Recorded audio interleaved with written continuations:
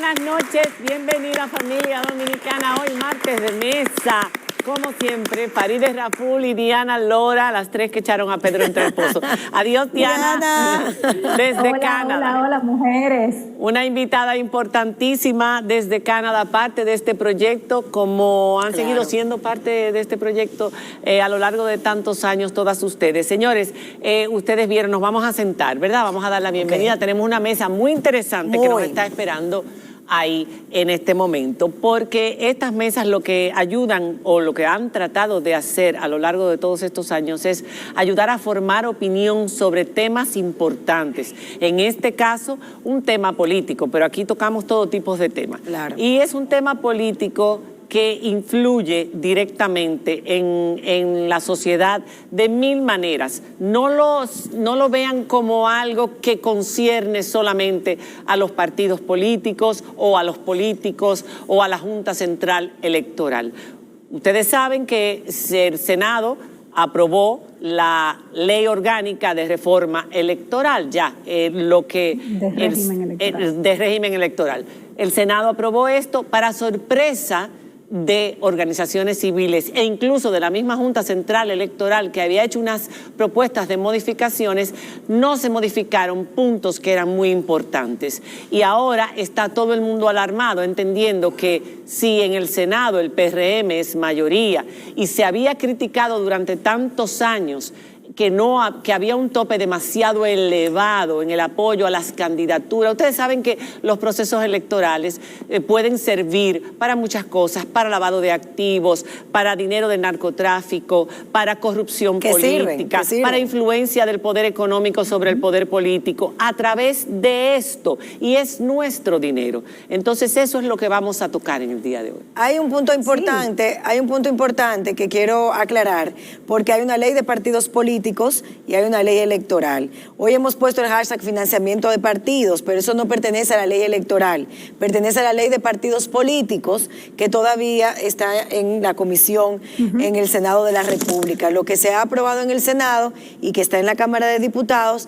es la reforma a la ley electoral del año 2019, que plantea el financiamiento a las candidaturas, un tope a las candidaturas.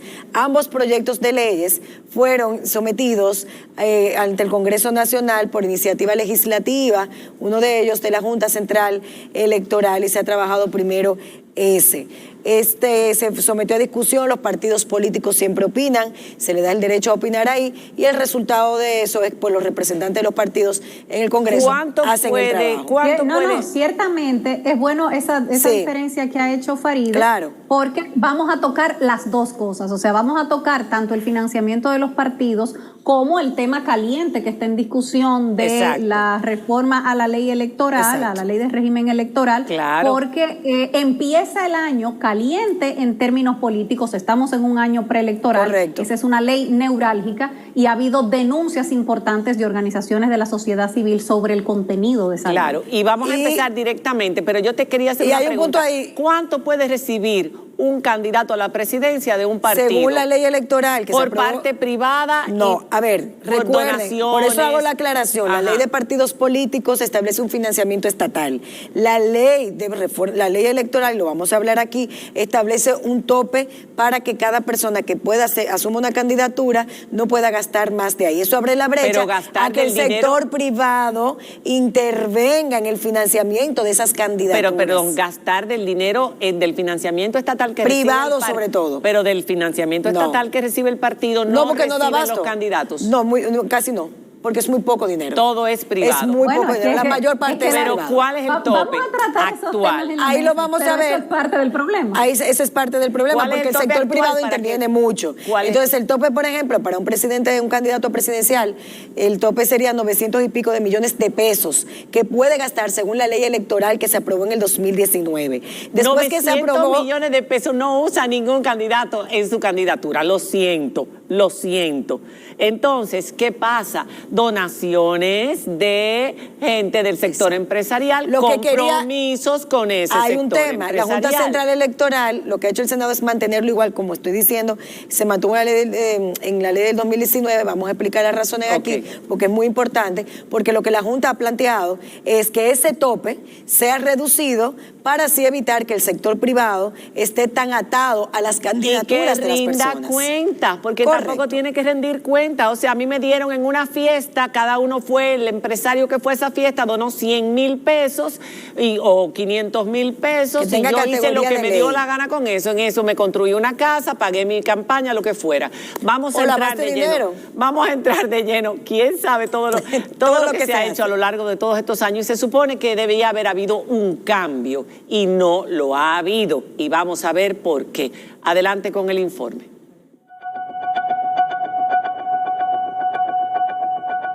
La ley de partidos, agrupaciones y movimientos políticos y la orgánica del régimen electoral son las normas encargadas de regular la precampaña y campaña política de cara a los comicios electorales del próximo 2024. En abril del pasado año, se sometió ante el Senado de la República un proyecto de reforma y actualización de estas piezas, con la finalidad de que ambas piezas fortalezcan tanto a la Junta Central Electoral como al sistema de partidos. Contrario a lo que se esperaba, recientemente, el Senado aprobó dicho proyecto de reforma donde, en lugar de reducirse los topes de gastos de campaña, se mantuvieron igual a como están instituidos en la ley vigente y tampoco incluyó la presentación de informes de gastos a cargo de las candidaturas ni sanciones a la violación de los topes. Asimismo, da paso a un sistema político donde se priorizan los recursos económicos por encima de las propuestas de los candidatos, disminuye atribuciones de la Junta Central Electoral y no aprueba la propuesta de paridad de género. Ante esta situación, varias organizaciones de la sociedad civil lo han calificado como inaceptable y piden sea revisado. Pero la mayor preocupación es que se mantenga un sistema electoral donde el dinero permite el acceso a las instituciones a aquellos que no tienen las condiciones para la administración pública, a quienes buscan un interés económico a costilla de los contribuyentes y que se presta a delitos como el lavado de activos y el narcotráfico. Esta noche en la mesa, analizamos junto a una representación de los principales partidos políticos sobre la distribución de los fondos públicos a estas agrupaciones y las modificaciones contenidas en la Ley de Régimen Electoral aún en discusión en el Congreso Nacional. ¿Tenemos más y mejor democracia como resultado del financiamiento estatal?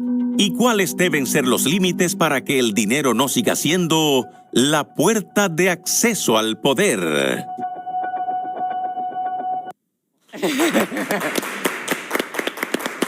La puerta de acceso al poder, el dinero, el que tiene más puede obtener mayor poder. Vamos a no necesariamente. En principio, exacto. En principio, no necesariamente. En principio, eso facilita mucho las cosas. Nuestros invitados del día de hoy, Danilo Díaz, exministro de Deportes, miembro del Comité Político y titular de la Secretaría de Asuntos Electorales del PLD, delegado suplente ante la Junta Central Electoral de el mismo partido. Bienvenido, gracias por estar con nosotros, Danilo. Es la segunda, tercera, cuarta vez que vienes a esta mesa a lo largo de los años.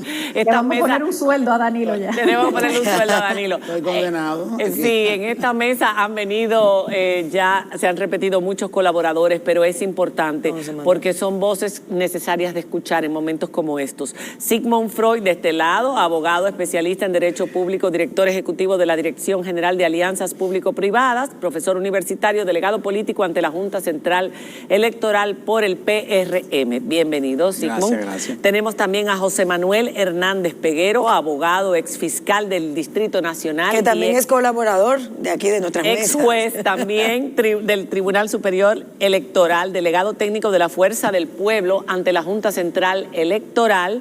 Y bienvenido, gracias por estar con nosotros otra vez. Y por último, Franiel Genao Núñez, que también ha venido antes, porque aquí han venido todos, yo creo, prácticamente. Asesor en Planificación Estratégica y Comunicación Política con más de 10 años de experiencia. Secretario General del Partido Opción Democrática y delegado ante la Junta Central Electoral. Pero tenemos otro invitado, un invitado que es parte de esta familia. Yo creo que ese es el cuarto comunicador, el cuarto talento de esta noche, María Cela. Nuestro querido Francisco Álvarez, Pancho Álvarez, quien viene esta noche en representación de Participación Ciudadana y quienes emitieron un comunicado bastante contundente en contra de la aprobación de esta ley de electoral que aprobó, ¿cuándo fue? Fue a finales de diciembre. Ahora en diciembre. A finales de diciembre, el Senado, y que se encuentra en este momento en la Cámara de Diputados. Supuestamente mañana llamaron Elías Wessing, el presidente de la comisión, para estudiarla, pero la legislatura se acaba el viernes. Vamos a hablar de esto, de cuáles son las objeciones de la sociedad civil, y en ese caso vamos a empezar precisamente con Pancho. Nuestro hashtag, aunque estamos hablando de candidaturas, en este caso por la ley electoral, no del financiamiento a los partidos, pero es bueno que hablemos también de esa otra ley que es importante, que es la de los partidos. Y nuestro hashtag dice financiamiento partidos ENM para que ustedes puedan compartir sus comentarios. Vamos a hacer una pausa. Estos son nuestros invitados. Volvemos en un instante y empezamos el debate. Ya regresamos. Bueno, ya ustedes como público se han enterado, yo creo que entre el informe y lo que estuvimos hablando al principio del programa, cuál es el meollo del debate en el día de hoy y del debate que se ha suscitado a raíz de la aprobación de esta ley electoral, de régimen electoral. Entonces, con estas condiciones, que no eran las que había sugerido la Junta Central Electoral ni las que esperaban organizaciones de la sociedad civil. Y vamos a empezar con Pancho Álvarez. Y yo quiero que me dejen a Pancho y que me dejen a Diana todo el tiempo en pantalla. Antes de hablar con los representantes de los diversos partidos, Pancho, ¿cuáles son las objeciones más importantes en torno? Y vamos a empezar con el tema del financiamiento a las candidaturas. Ahora mismo, ¿cómo es, según la ley anterior, y qué es lo que se esperaba que esta reforma corrigiera? Bueno, en primer lugar, feliz año a todos en la mesa y a todo el equipo de esta noche, María Cela, y sobre todo a los televidentes, ¿no? Estamos comenzando el año y esperamos que haya cosas buenas, no solamente para todos nosotros, sino para el país. Mira, fue una sorpresa la aprobación en el Senado de este proyecto de ley, porque hay que admitir que la Junta Central Electoral fue bastante diligente presentando esos dos proyectos de leyes para modificar y actualizar tanto la ley orgánica de régimen electoral como la ley de partidos políticos, ¿no? Y fue una sorpresa porque, para comenzar, a mí me sorprendió, y Farideh tal vez pueda ayudarnos al respecto, que el tema de la paridad de género, que fue un tema que se estableció en el proyecto de ley que envió la Junta Central Electoral, y era un paso adelante, porque la Constitución de la República Dominicana establece el equilibrio de género. Equilibrio no es necesariamente paridad, y pensábamos que debía alcanzarse la paridad, o en todo caso un equilibrio, que no es 60-40 como es en la actualidad. Ese no es necesariamente un equilibrio. Ese fue tal vez el primer golpe de este proyecto de ley aprobado en el Senado, pero ese no fue el único. Para mí y para Participación Ciudadana hubo un atentado a la autonomía de la Junta Central Electoral que está establecida constitucionalmente. ¿Y por qué un atentado? Bueno, porque la obliga a celebrar audiencias con los partidos políticos cada mes en años electorales y cada 4 meses en años no electorales. Pero eso no es lo más grave. Lo más grave es que le da derecho a cada partido político a pasarle por arriba a la Junta Central Electoral e ir directamente ante el director de elecciones, el director del voto en el exterior y otros organismos internos de la Junta Central Electoral para requerir información cuando deben esos canales, no es que no se suministre la información, debe suministrarse, pero por los canales correspondientes, ¿no? Hay una ley de libre acceso a la información, en fin. Yo creo que ese aspecto es muy, muy peligroso. Ni hablar no del financiamiento, María Cela, sino de los topes de gastos en la campaña. Exacto. Que son unos topes de gastos altísimos, o sea, candidato a presidente de la República, creo que el tope de gasto anda por los más de 900 millones de pesos. Eso es una barbaridad en un país pobre como esto, y eso hace depender a los partidos políticos y a los candidatos de sectores que algunos pueden ser limpios y otros pueden ser muy sospechosos, ¿no? Entonces, ese aspecto se agrava en adición por la razón de que no se establece la obligación de los candidatos a rendir informes. Quienes rinden informes son los partidos. Pero como me dijo mi buen amigo Francisco Domínguez Brito hace unos años ya, el principal problema no está en controlar el gasto de los partidos, sino hay que controlar también el gasto de los candidatos. Claro. Por ahí es donde se mete la mayor cantidad de dinero, se mete por ahí. Y no hay sanciones, al incumplimiento de esos topes de gasto de los candidatos, no hay sanciones tampoco a aquellos candidatos o aquellos partidos que no rindan los informes correspondientes que establece la ley. Y no hacemos nada con establecer una ley que no tenga garras, que no tenga dientes para poder asegurar el cumplimiento de la misma. Otro de los temas, por ejemplo, son muchos, es, por ejemplo, que suprime la facultad que tiene la Junta Central Electoral de dictar medidas cautelares en forma temporal. Imagínense que de buena primera se ha roto el equilibrio, la equidad que manda la ley y la Constitución de la República, porque el televisor estatal solamente está pasando campaña publicitaria del sector oficial. Imagínense eso. Usted puede ir a la Junta y pedirle que tome medidas cautelares, y la Junta puede dictar una medida cautelar para restablecer la equidad en el proceso electoral. Pues esa capacidad de poder establecer medidas cautelares ha sido suprimida también en este proyecto de ley, lo que es muy peligroso. Vamos a escuchar. La denuncia es que en esta ley se le quitan facultades a la Junta. Absolutamente. Y parece porque los partidos políticos parece que no se sienten cómodos con la independencia de la actual Junta Central Electoral. Pero, pero por la Constitución encarga a la Junta, no a los partidos políticos de todo esto. Vamos a escuchar al PRM. ¿Por qué? Porque son mayoría en el Senado, porque uno no entiende por qué razón no se aprobó esto tal y como sugirieron tantas mesas de trabajo, incluso el CES, la misma, el FINJUS, Participación Ciudadana, la misma Junta Central Electoral, que es el órgano rector. ¿Por qué el PRM, siendo mayoría, permitió que pasara esta ley de esta manera? Bueno, primero buenas noches a ustedes, Mariacela y Farideh, las amigas televidentes, los amigos y a los compañeros que están aquí. Es importante, Mariacela, establecer de que lo primero es que se llega a una ley, pero al final del día el hemiciclo, en este caso el Senado de la República, es quien tiene la potestad de promulgar lo que entiende que es la ley posible. Nosotros en lo particular podemos estar de acuerdo con algunos de los aspectos que evidentemente se critican, pero también yo creo que aquí en ocasiones hay algunos falsos debates con relación a estos temas.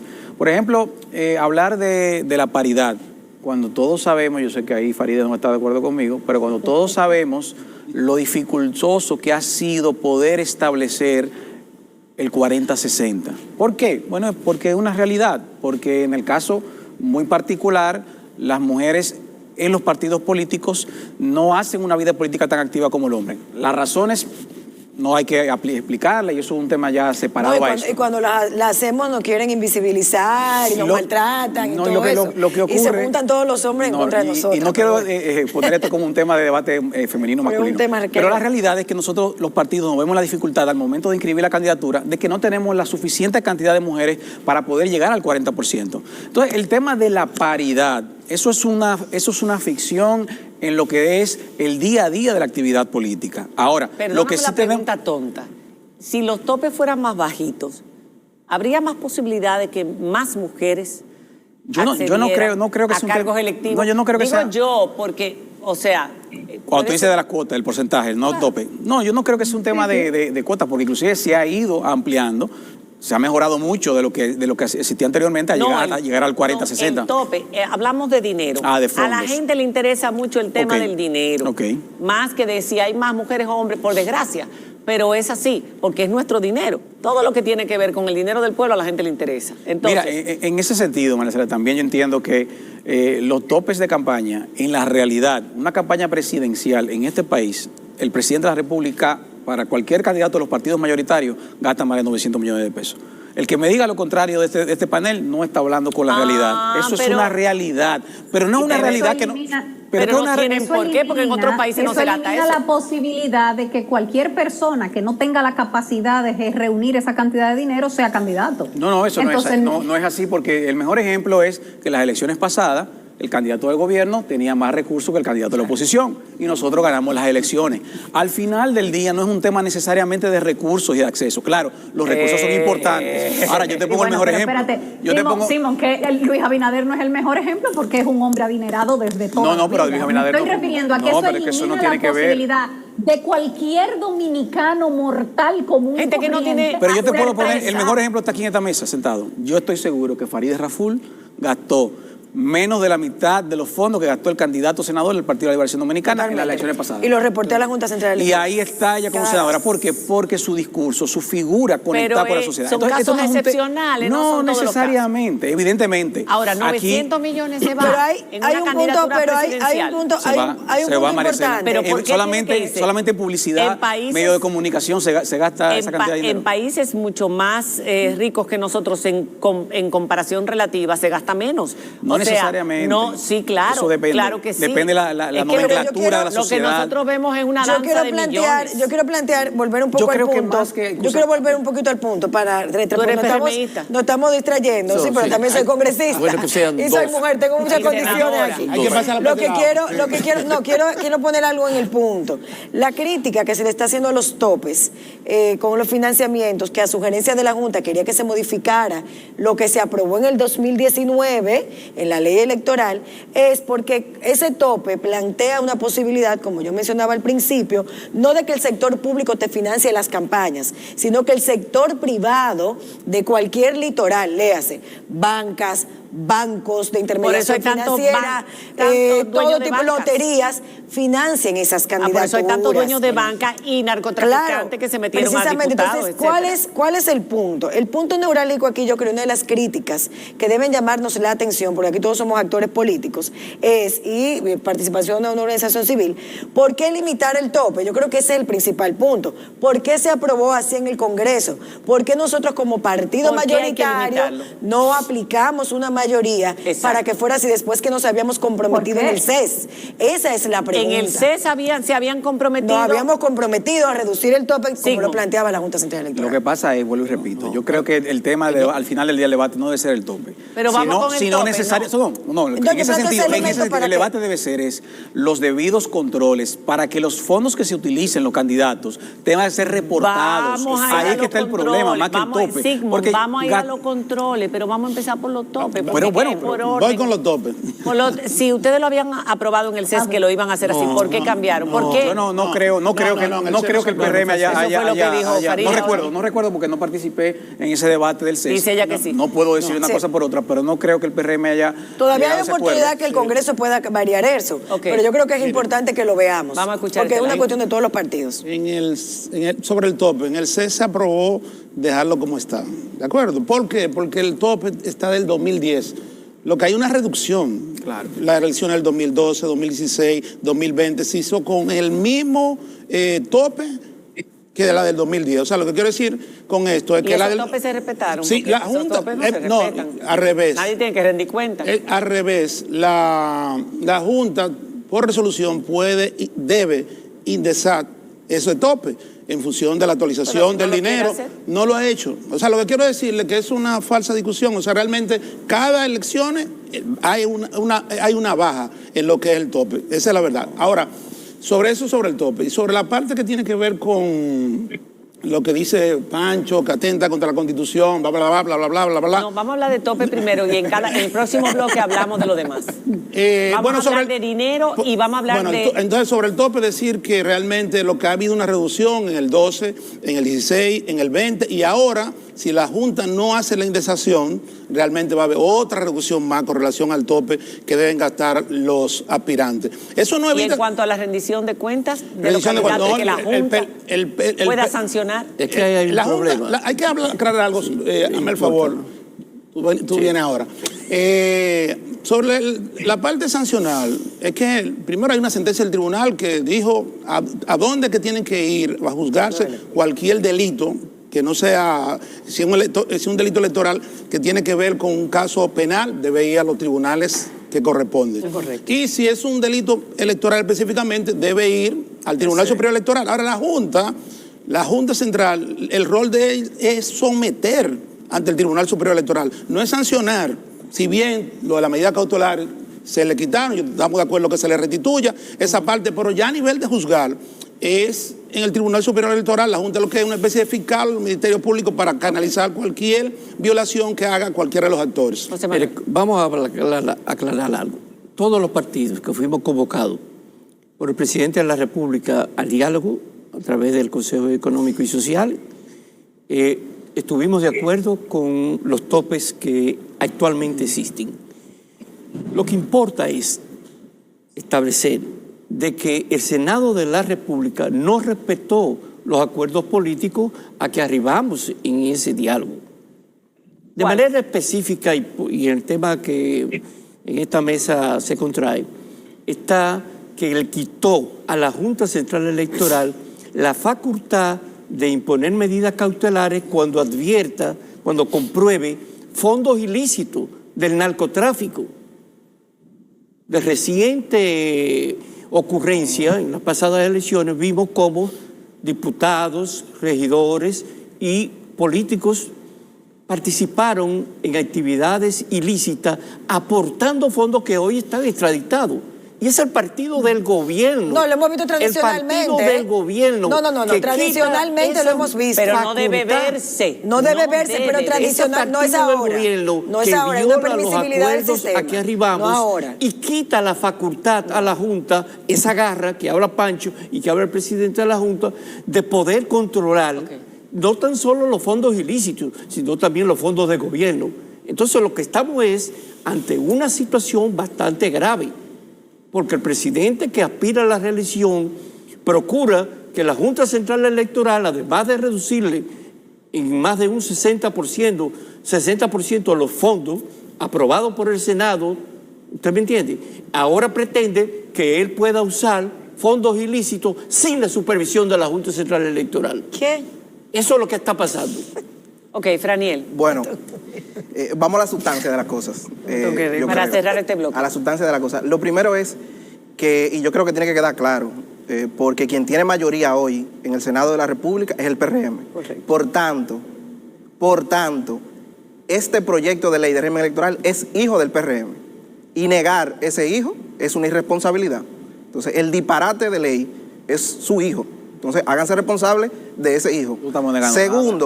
Segundo, no es que el Senado no asumió la propuesta de la Junta Central Electoral en cuanto a avanzar en términos de paridad y de equidad.